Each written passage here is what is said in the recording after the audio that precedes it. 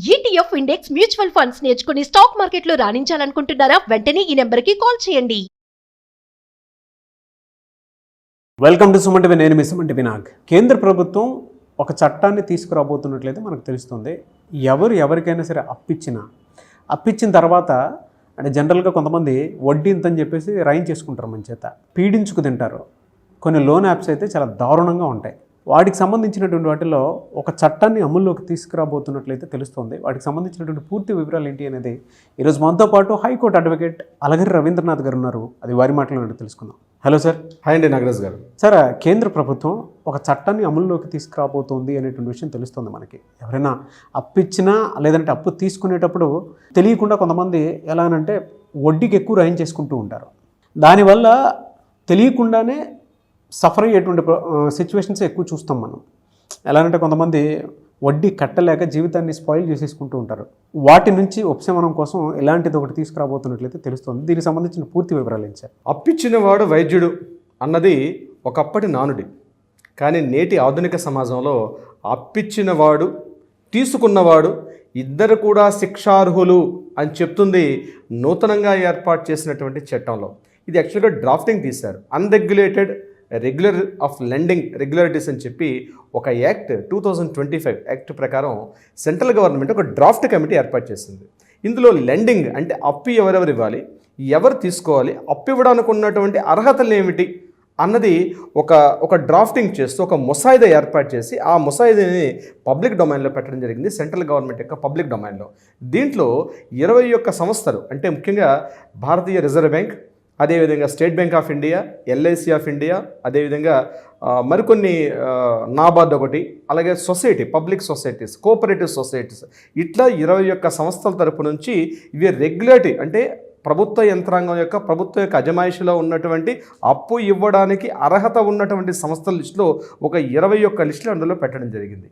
ఇంకా ఎవరెవరి ద్వారా అప్పులు తీసుకోకూడదు అన్నది కూడా ఒక డ్రాఫ్టింగ్ చేసి ఇది పబ్లిక్ డొమైన్లో పెట్టడం జరిగింది. ఇది కమింగ్ ఫిబ్రవరి 25 ఫిబ్రవరి 25 కూడా ఇది ఆ పబ్లిక్ డొమైన్లో ఉంటుంది. దీని మీద ప్లెబిసైట్ అంటే ప్రభుత్వం ప్రజల నుంచి కొన్ని రెజల్యూషన్స్ తీసుకోముందు ప్రజల యొక్క అనుమతిని తీసుకోవడం అని చెప్పి పబ్లిక్ డొమైన్లో పెట్టింది. ఎవరైనా ఉంటే కూడా దానిలో కంప్లీట్గా మనం అప్డేట్ చేసుకోవచ్చు మన యొక్క ఒపీనియన్స్ని కూడా. బహుశా ఈ కమింగ్ నెక్స్ట్ సెషన్స్ మార్చి ఏప్రిల్లో కూడా ఇది సెంట్రల్ గవర్నమెంట్ యాక్ట్గా కూడా రూపకల్పన చేసే అవకాశం ఉంటుంది.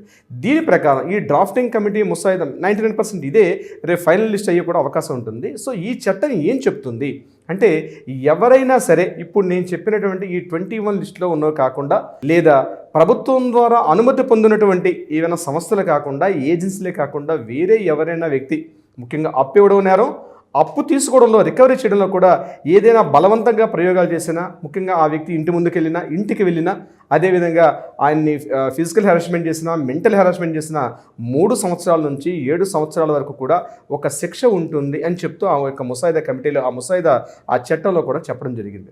ప్రధానంగా ఏంటంటే గ్రామీణ ప్రాంతాలు, పట్టణ ప్రాంతాల్లో చాలామంది ఏం చేస్తారంటే డైలీ ఇంట్రెస్ట్లు ఉంటాయి. డైలీ ఇంట్రెస్ట్లు అంటే మార్నింగ్ ఒక 1000 రూపాయలు ఇచ్చుకుంటూ, ముఖ్యంగా వెండర్ షాప్స్లో మార్నింగ్ 1000 రూపాయలు ఇంట్రెస్ట్కి ఇస్తే అందులో 100 రూపాయలు కట్ చేసి 900 రూపాయలు మాత్రమే మరలా ఇస్తారు.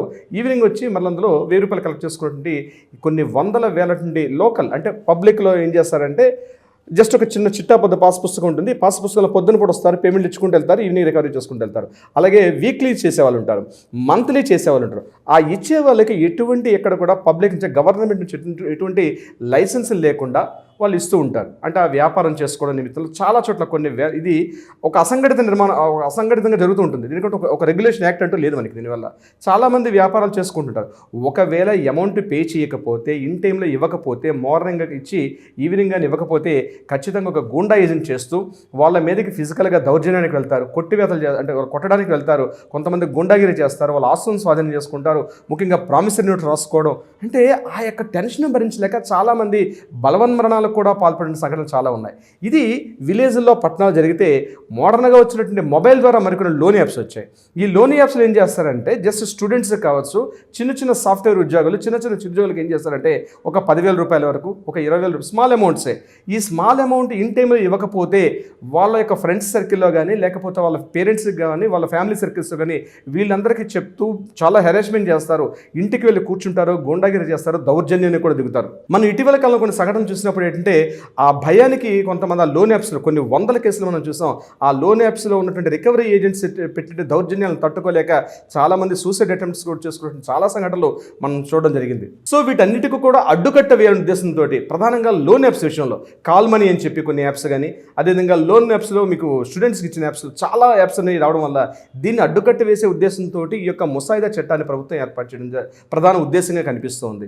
దీనివల్ల ఎంతవరకు ఉపయోగపడుతుందంటే ఎవరికైనా లోన్స్ కావాలనుకుంటే ముఖ్యంగా మనకి పావలా వడ్డీతోటి ఏర్పాటు చేసుకుంటే డ్వాక్రా మహిళా సంఘాలు కావచ్చు, అదేవిధంగా మనకు ఉన్నటువంటి ఈ మహిళా సహకార సమాఖ్యలు, అలాగే పాల డైరీ ఉత్పత్తుల వాళ్ళకి ఏ సంఘానికి ఉంటే ఆ సంఘానికి సొసైటీలు, సహకార సంఘాలు ఇట్లాంటి చాలా ఏర్పాట్లు రుణాలు ఏర్పాటు చేస్తుంది ప్రభుత్వం. చాలా యంత్రాంగం పనిచేస్తుంది.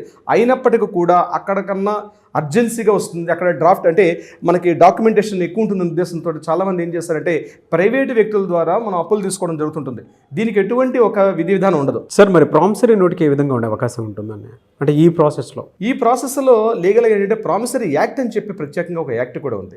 అమౌంట్ తీసుకునే సందర్భంలో ప్రామిసరీ నోట్ ద్వారా తీసుకుంటే ఒకవేళ అమౌంట్ చెల్లించిన పక్షంలో ఆ మనీని ఎట్లా రికవరీ చేసుకునే విధానం అన్నది ఒక లీగల్ ప్రొసీడింగ్స్ ఉన్నాయి. ఒకవేళ దానికి తగ్గట్టుగా ప్రామిసరీ నోట్కి ఎగ్నిస్ట్ చెక్స్ తీసుకుంటాం. ఆ చెక్స్ విత్ ఇన్ టైంలో అంటే చెక్స్ అనేవి విత్ ఇన్ టైంలో లేకపోతే చెక్ అని తీసుకుంటాం. ఎన్ఐ యాక్ట్ అంటారు, అంటే నెగోషియబుల్ ఇన్స్ట్రుమెంట్ యాక్ట్ అంటారు. సో అది బ్యాంకులో వేసుకొని దాని తగ్గట్టుగా రికవరీ చేసుకునే అవకాశం ఉంటుంది ప్రామిసరీ నోట్ రాసుకుంటే. సో దానికి స్పెషల్గా ఒక యాక్ట్ అంటూ ఉంది కాబట్టి ప్రామిసరీ నోట్ ప్రకారం కూడా వెళ్ళొచ్చు. దాంట్లో ఖచ్చితంగా ఇద్దరు సిగ్నేచర్స్ ఉండాలి. Revenue stamp is the mandatory. ₹1 revenue స్టాంప్తో అప్ టు 5 crores వరకు తీసుకునే రైట్ యాక్చువల్గా ఉంటుంది. ₹1 revenue stamp equal to up to 5 crores వరకు కూడా వ్యాలిడిటీ ఉంటుంది ఒక రెవెన్యూ స్టాంప్కి. That is very very important. But revenue స్టాంప్తో పాటు కింద ఇద్దరు signature is very very mandatory. దాని మీద వీలైతే మనం ఎగ్జాక్ట్లీ ప్రామిసరీ నోట్ మీద ఒక స్పెషల్ ఎపిసోడ్ మనం చేయొచ్చు నాగరాజు గారు. కుటుంబానికి సంబంధించినటువంటి విషయాల్లో కనుక మనం చూస్తే అంటే ఇండివిజువాలిటీ అనేది కొంత ఉంటుంది. నేను అప్పుకు సంబంధించినటువంటి వాటిలో కనుక మనం చూస్తే బట్ ఎంటైర్ ఈ సిస్టంలో ఆ ఇండివిజువాలిటీ అనేది ఇక్కడ ఏ మేరకు ఉంటుంది? కంపెనీ రెగ్యులేషన్ యాక్ట్ అని చెప్పి ఒక యాక్ట్ ఉంది. ఆ యాక్ట్లో అసలు ఫ్యామిలీ మెంబర్స్ అంటే ఎవరు అన్నది కూడా క్లియర్గా యాక్ట్లో మెన్షన్ చేస్తుంది. ఫ్యామిలీ మెంబర్స్ ఎవరంటే అందులో చెప్పింది first father, mother, son, daughter, son యొక్క వైఫ్, అలాగే డాటర్ యొక్క హస్బెండ్. ఈ యొక్క లిస్ట్ని క్లియర్గా ప్రిస్క్రైబ్ చేశారు ఆ యొక్క డేటాలో. వీళ్ళకి సంబంధించి ఎవరైనా ఇండివిజువల్ ఫ్యామిలీ మెంబర్స్ మధ్య తీసుకున్నటువంటి అప్పులు అర్జెంటుగా ఒక 10 లక్షల రూపాయలు కావాలి, ఫ్యామిలీ మెంబర్స్లో ఎవరు సపోర్ట్ చేశారు. ఈ యాక్ట్ ఏదైతే ఉందో, ఈ ముసాయిదా చట్టం ఏదైతే చెప్తుందో ఇది ఫ్యామిలీ మెంబర్స్కి వర్తించదు. Family members within the family మెంబర్స్లో కానీ డబ్బులు తీసుకున్నట్లయితే దీనికి సంబంధించి ఈ యాక్ట్ వర్తించదు. కేవలం అదర్ దాన్ ఫ్యామిలీ మెంబర్స్ దగ్గర తీసుకున్నప్పుడు మాత్రమే ఈ యాక్ట్ వర్తిస్తున్నట్టుగా మనకి డ్రాఫ్ట్ చట్టం చెప్తుంది నాగరాజ్ గారు.